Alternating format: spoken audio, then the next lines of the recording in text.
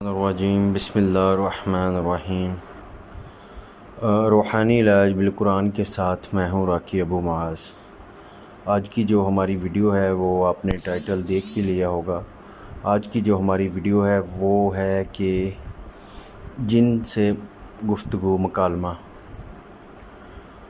میں جو بھی بات آپ کو واقعہ سنانے لگا ہوں یہ کچھ عرصہ پہلے کا ہے، تو ہو سکتا ہے اس میں کوئی الفاظ کی رد و بدل ہو جائے تو اللہ معاف کرے میری غلطی کو، اس لیے یہ میں پہلے ہی وضاحت کرنا چاہوں گا۔ واقعہ تھوڑا پرانا ہے اور بندہ مصروفیات میں کچھ الفاظ اضافی بھی اور کچھ کمی پیشی ہو جاتی ہے، تو میں اللہ پاک سے یہی دعا کروں گا کہ اللہ پاک جو ہوا وہی بیان کرنے کی توفیق دے اور میری غلطی کو معاف کر دے اگر میں کوئی کروں تو۔ کچھ عرصہ ابھی ہم اپنے ٹاپک کی طرف آتے ہیں۔ کچھ عرصہ پہلے ایک عورت ہمارے پاس آئی جی کہ مجھے مسئلہ ہے کہ جب میں بستر پہ لیٹتی ہوں تو مجھے ایسے محسوس ہوتا ہے کوئی میرے ساتھ لیٹا ہوا ہے، اور اس کا کہنا تھا کہ ایسے لگتا ہے گھر میں کچھ ہے یا گوشت کی بدبو، مطلب گندی بدبو کا آنا، اس طرح کے اس کے ساتھ مسائل تھے۔ تو چیک کرنے کے لیے جو ہمارا طریقہ کار ہے ہم نے اسے کیا تو ہمیں لگا کہ اس کے ساتھ کوئی مسئلہ ہے، تو ہم نے اسے ٹائم دے دیا۔ محرم کے بغیر تو ہم کسی کو وقت نہیں دیتے کہ اپنے پاس بلائیں، چونکہ وہ لڑکی پہلے کرسچن تھی، عیسائیت اس نے چھوڑ کے اسلام قبول کیا تھا، تو اس لیے تھوڑا سا نرم گوشہ بھی رکھا گیا، اور اس کا خاندان سارا جو تھا ابھی بھی وہ کرسچن ہی تھا، اور اس نے شادی جو کی تھی ایک مسلمان لڑکا تھا، غالباً سعودی عرب میں وہ رہتا تھا، تو یہ وہیں پہ گھر پہ کہیں اکیلی رہتی تھی یا کسی کے ساتھ، اللہ عالم۔ تو اس کے ساتھ یہ مسئلہ تھا، ہو سکتا ہے یہ جادو تھا، جو جادو کے ذریعے اس لڑکی میں ایک جن کو داخل کیا گیا، اور یہ جن ہو سکتا ہے کہ انہی کی طرف سے آیا ہو یا انہوں نے کروایا ہو، اللہ عالم۔ پیش گئی ہوتی ہے، کیونکہ ہم یہ نہیں سوال کرتے بھئی کہاں سے آیا ہے، کس نے کروایا ہے، کیوں کروایا ہے، کیونکہ جنات جو ہیں یہ اکثریت ان کی جھوٹی ہی ہوتی ہے، تو ہمیں غرض جو ہے وہ صرف ہوتا ہے علاج سے، تو اللہ پاک شفا دے، بس ہمارا یہی مقصد ہوتا ہے۔ تو اس کو بلایا، جب وہ آئی تو اس کے اوپر رقیہ شروع کیا گیا۔ عورت نے، میں آپ کو بتاتا چلوں کہ اس عورت نے اسلام قبول کیا تھا، اور بہن بھائی سب اس سے نالاں تھے، اور یہ اکیلی رہتی تھی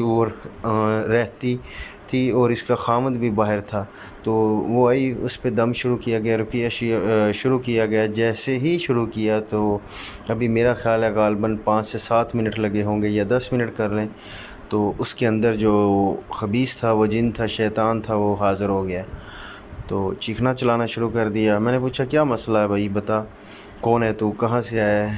یہ تو عموماً سوال ہوتے ہیں جو ہم کرتے ہیں، باقی ان کی باتوں پہ یقین کرنا وہ کتنے فیصد کرنا ہے، جو کرنا ہے وہ ہمیں پتہ ہے، ہم کتنا ان پہ یقین کرتے ہیں، کیونکہ جیسا کہ میں نے آپ کو پہلے بھی بتا دیا کہ ان میں اکثریت جھوٹوں کی ہے، تو اس لیے ان پہ یقین نہیں کرنا چاہیے۔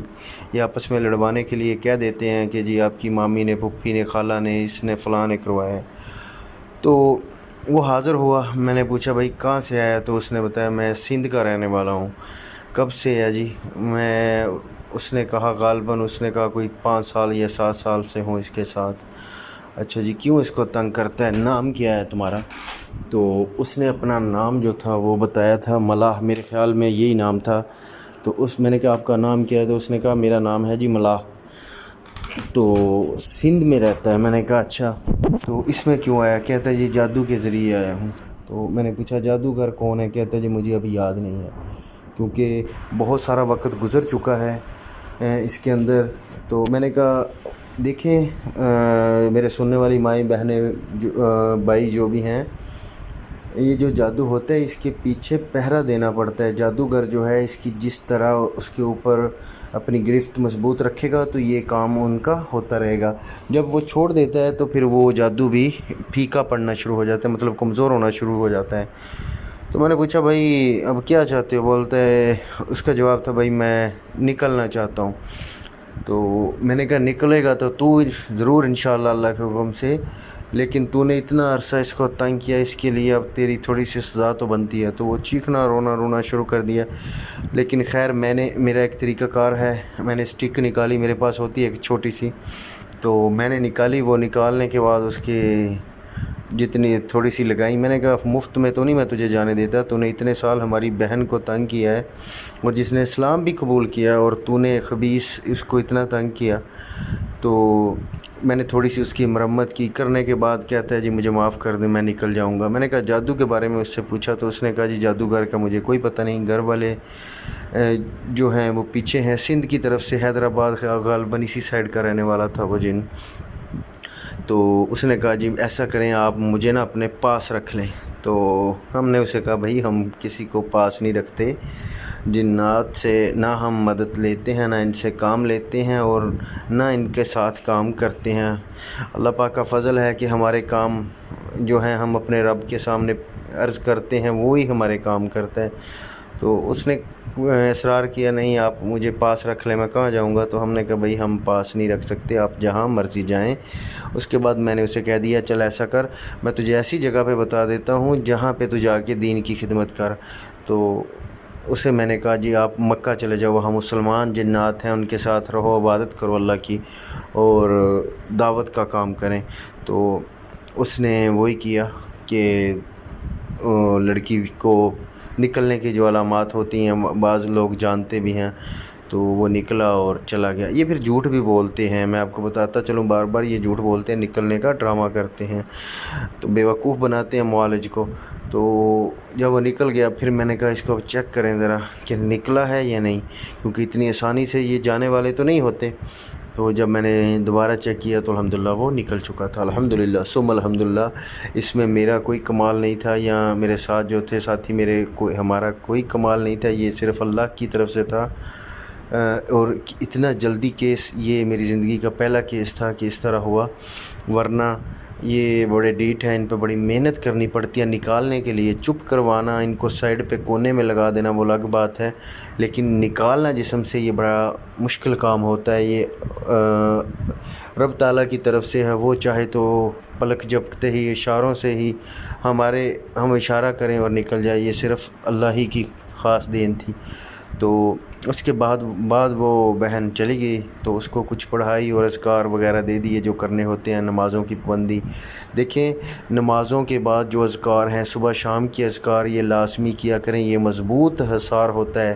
جن جادو کا متاثر جو مریض ہوتا ہے، اگر اس سے یہ ختم بھی ہو جائے، وہ جیسے ہی لاپرواہی شروع کرتا ہے کہ نمازوں سے دوری، قرآن سے دوری، دین سے دوری، تو وہ شیاطین اس پہ دوبارہ حملہ آور ہو جاتے ہیں۔ آپ تبھی تک مضبوط ہیں جب تک آپ اللہ کی حفاظت میں ہیں۔ اور ایسے مریض میں نے کئی کیس دیکھے ہیں کہ وہ غفلت کرتے ہیں، نمازوں میں بھی سستی کرتے ہیں۔ عورتیں جو ہیں خاص ایام میں تو بہت ہی لاپرواہی کرتی ہیں، نہ انہوں نے اذکار کرنے ہوتے ہیں اور صبح میں اور نہ شام میں، اور پاکی پلیتی سے بھی ذرا احتیاط کم ہی کرتے ہیں ہمارے بھائی۔ اور اس لیے یہ بہت ضروری چیزیں ہیں، جب تک آپ کا حصار مضبوط نہیں ہوگا یہ دوبارہ آپ پر حملہ آور ہوں گے۔ ایک چھوٹا سا قصہ تھا، انشاءاللہ ابھی اسی قسطوں میں اور بھی واقعہ آپ کے ساتھ بیان کروں گا۔ تو یہ اتنی جلدی ہوا کہ ہمیں خود پتہ نہیں چلا، اور نہ یقین آیا کہ اتنی جلدی ہو گیا۔ بے شک یہ سب میرے اللہ کا فضل تھا، اور اس کی رحمت سے یہ سب ممکن ہوا۔ انشاءاللہ اگلے ٹاپک میں آپ کو کسی اور واقعہ اور جس طرح مریض کے ساتھ گفتگو ہوئی یا جس طرح ہوا وہ آپ کو انشاءاللہ سناؤں گا۔ تب تک کے لیے اجازت دیجیے گا۔ السلام علیکم ورحمۃ اللہ وبرکاتہ۔